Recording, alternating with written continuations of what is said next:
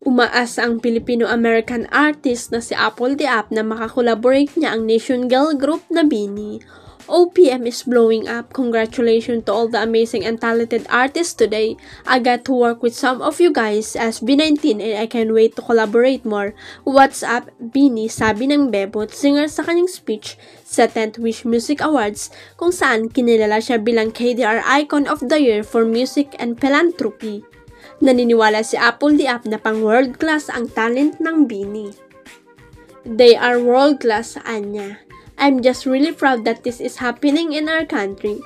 We are not all about we gotta make it outside the country, right? We are proud of our growing music industry and supporting each other.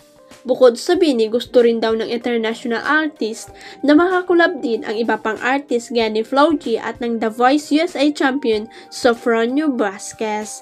Matatandaan na nag-release si Apple Diap ng single na Ready with SB19. Totoo kaya ang kumakalat na chika tungkol sa buhay at karir ngayon ng singer-songwriter na si Jake Cyrus? Balitang dumaraan daw sa matinding pagsubok si Jake na unang nakilala sa music industry here and abroad bilang ang bereterang si Charis Pempenko. Matagal nang walang balita about Jake lalo na sa kanyang singing career at personal life. Sabi nga ng ilang fans, miss na nilang mapanood on stage ang international singer. Ayon sa veteran showbiz columnist at host na si Nanay Christy Fermin, ay nagparating sa kanya ng kwento habang sa naging kalagayan ni Jake habang nasa Amerika. Sa nakaraang episode ng Showbiz Now na nabanggit ni Nanay Christy, ang umano'y napapadalas na pag-inom ng alak ni Jake.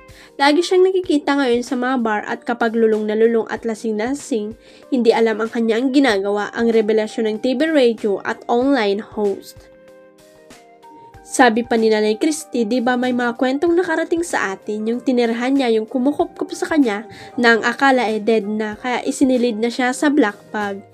Hirit naman ng host niyang si Romel Chica tapos mabibigyan ng chance, nagpapaka-primadonna pa, napapakadi pa. Habang isinisulat ang balitang ito ay wala pang opisyal na payag si Jake.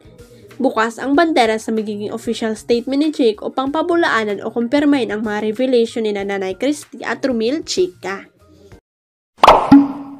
Huwag kalimutang i-click ang subscribe button at i-ring ang notification bell para sa latest at legit chika updates.